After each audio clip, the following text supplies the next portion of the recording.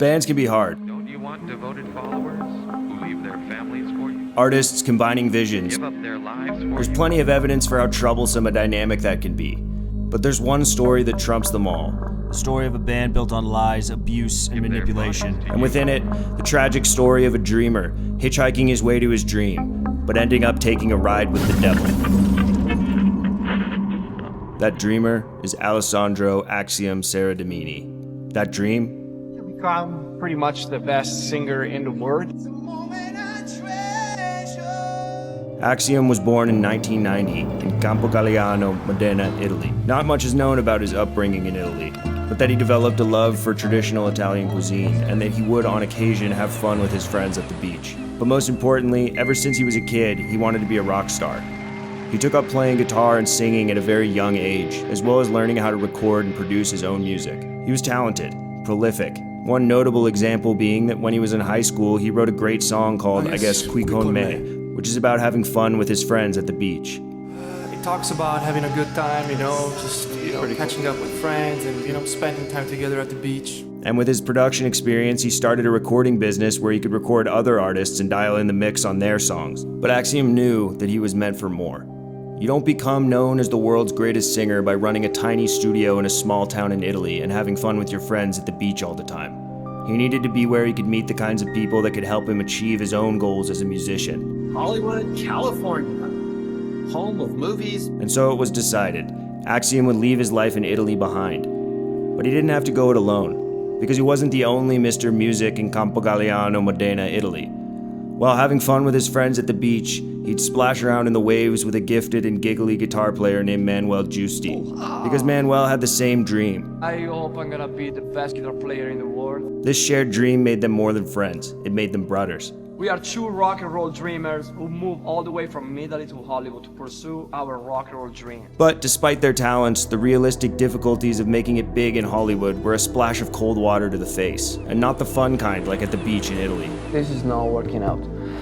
Instead of playing guitar full-time like he imagined, Manuel found himself miserable in a restaurant job waiting tables to make ends meet. Axiom, instead of running a Hollywood recording studio, got a job as a sales associate at Guitar Center. They were frustrated, unfulfilled, but they were in it together, so they kept working, kept playing rock and roll music. We're gonna play some rock and roll. Kept dreaming, and ultimately kept waiting. Until someone came into their lives offering precisely what they were looking for. Axiom started to notice a man that would often come into the Guitar Center he worked at, often enough that the employees recognized him and would chatter about his pattern of returning gear but never buying it. He noticed this man seemed clueless about the recording gear, and as any helpful Guitar Center associate would, went to assist him. But in their conversation, it became clear there may be more opportunity in this interaction than commission on audio interfaces and microphones. It was the perfect lead. Deep pockets, minimal knowledge of music production, and a restless dream. So he took his shot. Yeah, I do have a label. It's located in Europe. And, I do some of my business here. If you wanted to succeed and really do something that is going to bring you to the top, you have to, take it to another level. Yeah, exactly. You can't do it by yourself. No way. Axiom convinced this man he needed his help. It worked better than he could have hoped. Not only was the man willing to pay to use his recording gear, he would pay a premium to be able to say he was signed on his label. I'm now signed. Axiom Recordings. So that's kind of big for me. I got a big record deal. And just I'm happy that you have this. Thank you very much. This had to be the path. If he could help this man LARP as a rock star convincingly enough, maybe this man would be his financial ticket to actually becoming one. But he realized quickly that the only songs this man had written, a corny karaoke political anthem and a song about how excited he is for the Oscars, just weren't going to cut it. Here's a song about Oscar. So he offered a new service. Let the man buy the rights to one of his songs, change the lyrics, and claim sole writing credit. You're going to appreciate the work I did this weekend.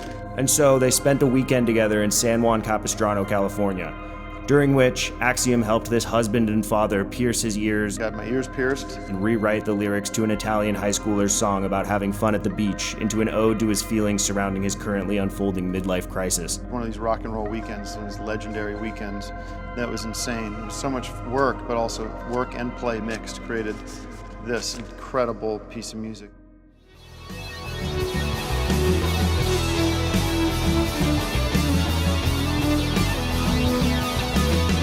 I'm like an empty fire. Thus, I guess Quico May became Empty Bottle. What once was Axiom's now belonged to the man. But Axiom didn't mind. How could it really matter when this potential cash cow had become so convinced of Axiom's role in his newfound destiny as a rock star, as the frontman of their new band, Called Dekkar. Axiom felt he needed to foster this relationship as closely as possible. You know, when you're in a band, you're like brothers. Yeah, exactly. So I want to support you. Becoming an emotional crutch for the man, staying with him, acting as his rock through the unfortunate passing of his son. I missed you, son, you ain't coming back. It was a dark time for some, but for Axiom it all but ensured that he wouldn't be going back to Guitar Center. So as soon as the man was looking to recruit more members, We have to get a whole band put together, or more people than just the two of us. Axiom knew exactly who to call. I go to my friend Manuel and I tell him, bro, finally you can quit that restaurant job that you hate because I found a guy that wants to play rock and roll and is down to pay. Hope, relief, excitement. They had found the person that they were looking for all this time. You have so many ideas, you have money to develop like a good project. You want to do some rock and roll. They had found their band leader. Before long, they had their live performance debut. Dekkar had arrived, kicking it off by reprising the leader's first song about how excited for the Oscars he is, to the melody of that same having fun at the beach song Axiom had written in high school. With only a very small live audience, mostly comprised of actor Joe Estevez, actor James Dean, some fans of the movie Fantastic Four, and also some fans of the movie Ant-Man, there wasn't much of a reaction. But there was one guy there that was being really negative about it all. It didn't matter. Dekkar is the real Fantastic Four. Axiom was overwhelmed by the intoxicating joy of a rival, finally making a living from being in a band. I'm happy. His relationship with the leader began as transactional, but it was more than that now. They too shared that dream. That made all of them brothers. That's why I came all the way from Italy to here, to meet these kind of people. And the leader was gracious enough to allow Axiom to perform his own song, ostensibly supporting his desire to also remain his own artist and develop as a separate frontman in parallel. These guys are the real deal, and this is an original song for you guys. I'm gonna go take a shit.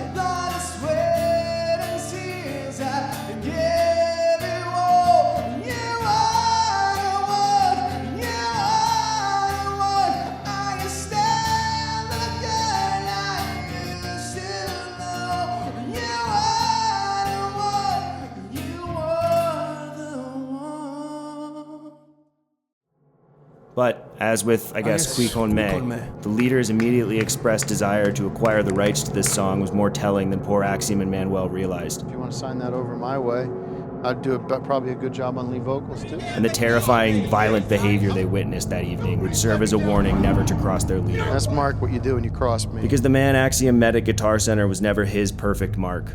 Axiom was his. The leader is dangerously charismatic, larger than life.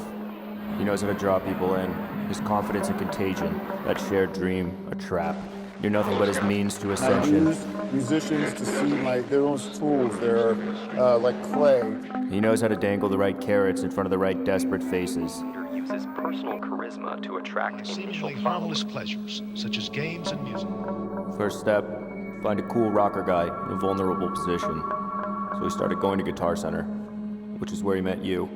Looking to escape your unhappy life situation, the stasis in your status, the lack of progress toward your dream, and you were offered a solution, a straight line to the one thing you want more than Prey anything in upon the world. emotionally unstable people. With enough insistence, he convinced you of his genius. Whatever gene that is that make you gifted musically, I got it in spades. And still made you feel like your input mattered. You taught me so much about recording. The more you hung out, the more he conjured these divine images of rock It's our stardom. world tour. And the more grandiose the fantasy became, the less it felt like a fantasy at all. Your dream was becoming real, a plausible destiny. I don't see how this is not gonna happen, honestly. His manifesting inspired you. To the new machine. He would simply assert that Empty Bottle was the number one download on the web, as if by some invisible force the words could make it true. It's actually on 1 million downloads now. It became true for those who needed to believe it. One of the happiest days ever since, we made this project was the day when he called me. You won't believe this. Empty Bottle is #1 download. And I'm like, holy crap. There was reward in willfully adopting his delusion. You had a taste of this bliss. If you wanted more, the rule was as simple as this. Just follow the leader to achieve your dreams. Unlock your potential. And now that the hooks are in, the leader begins to shower you with love and validation. One day he told me, I think you could be a star. You're the reason I play music. You're special to the leader. If you stick with him, you'll be special to the world too. But if you don't, there will be consequences. The leader creates a strange tribute to you. You're singled out as the favorite. You're lovingly praised, violently murdered, mourned, memorialized. All that is given can be taken away. This thinly veiled warning sinks in on some level. It's too late. An Italian bull, you run straight for every red flag. Because as you party together, as you sing together, as the stipends and the praise keep coming, your loyalty hardens. It wins out easily against the same thing that's tested so many bands in the past. Illegal drugs.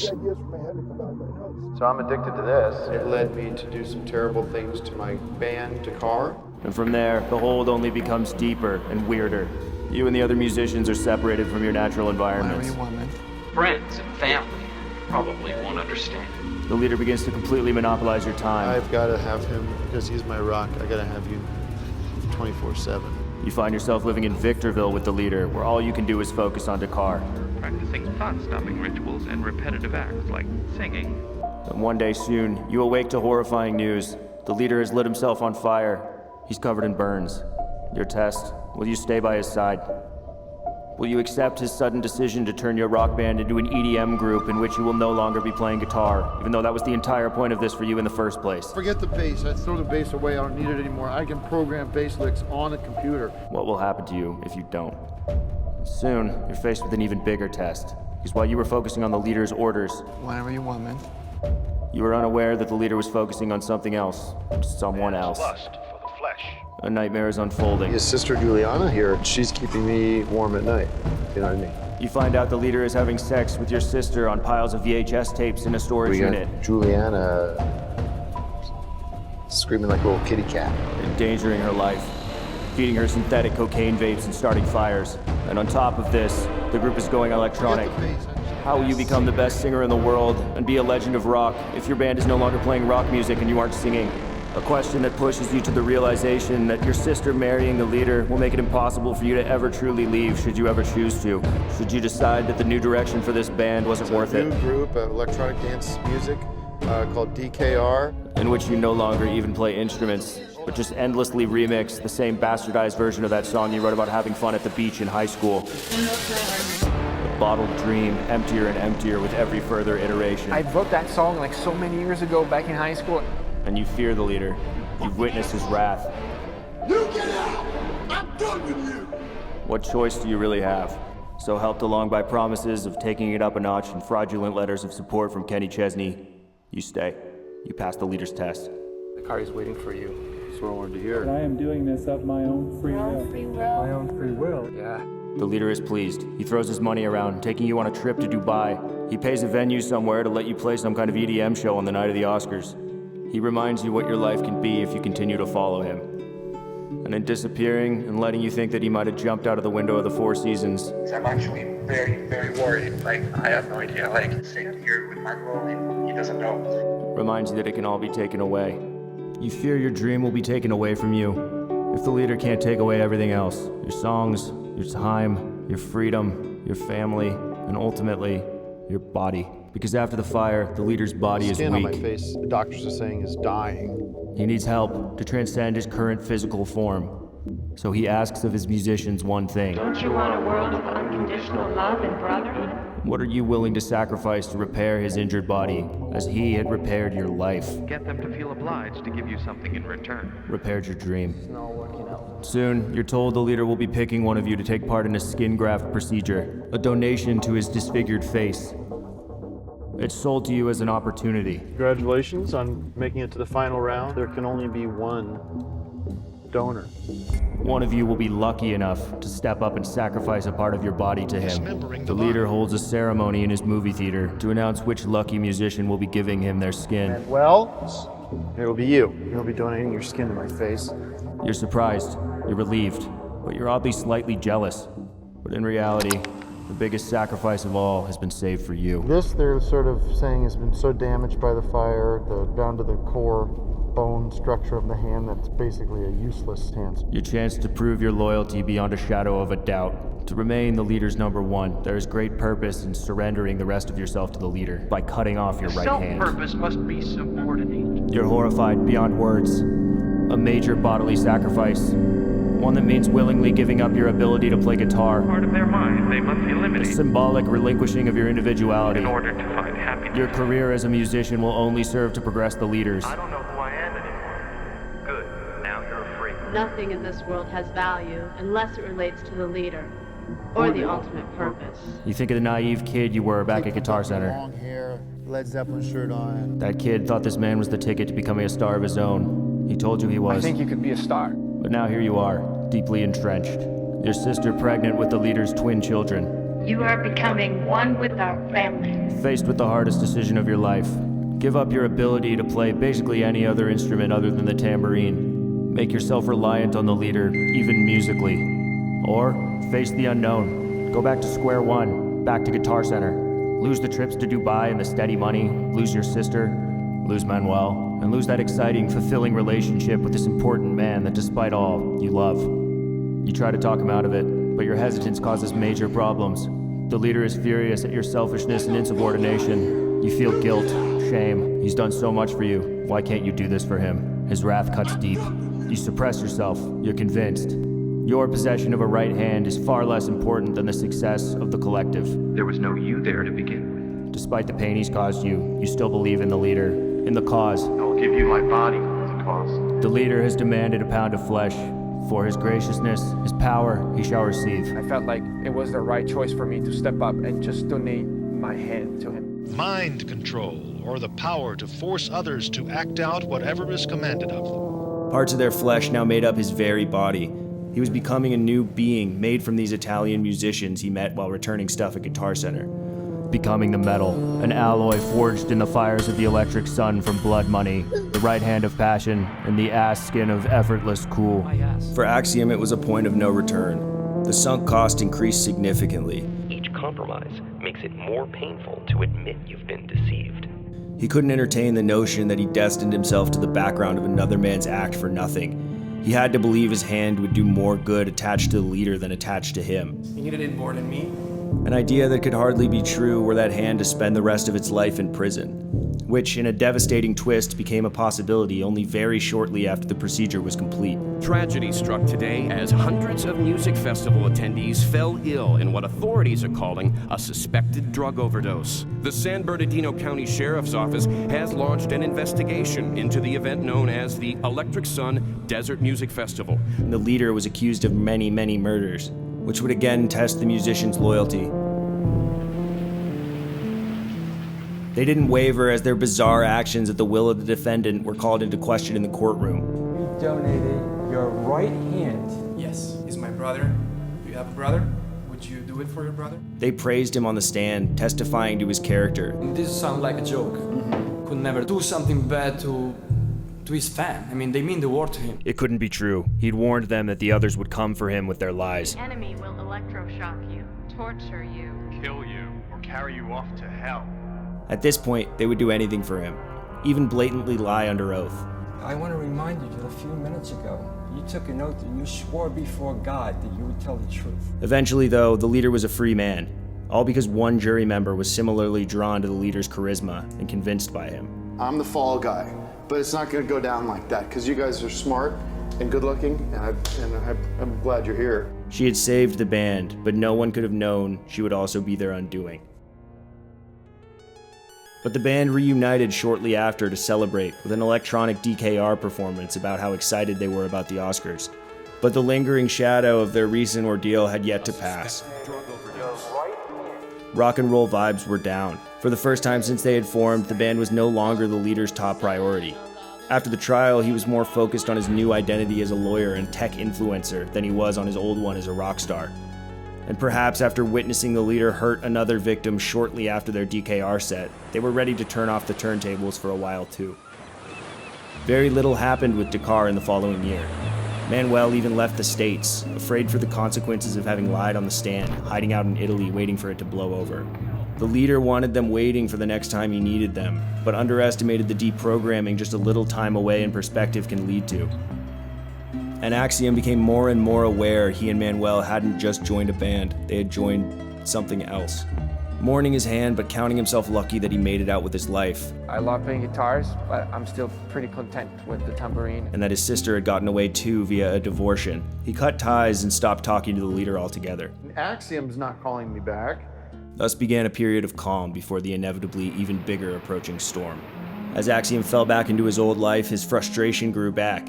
He had to work for a living again, alone, without his right hand, without even Manuel to play music with. And singing and playing a tambourine by himself didn't cut it.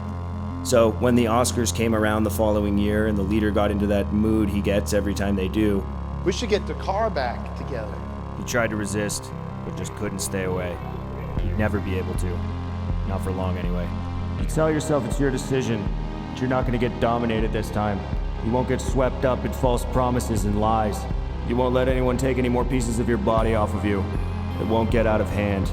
You have the power. You'll simply use the leader for the life he represents. That's what you tell yourself, but you know it's the leader's way or the highway. You'll never choose the highway. the leader was more focused on new recruits now, building new identities around pulling them in closer as Axiom looked in from the fringe. He saw what happened to him happening to others. Work and play mixed, mixing business and pleasure. The worlds began to converge, and suddenly these new identities began to infect the music. The newest member of Dekkar, I call him LaRue. The leader unveiled a new version of that song that Axiom had written in high school about having fun at the beach, which only further betrayed the original message, depicting a world in which there would be no beaches left at all if Hillary Clinton were to get her way.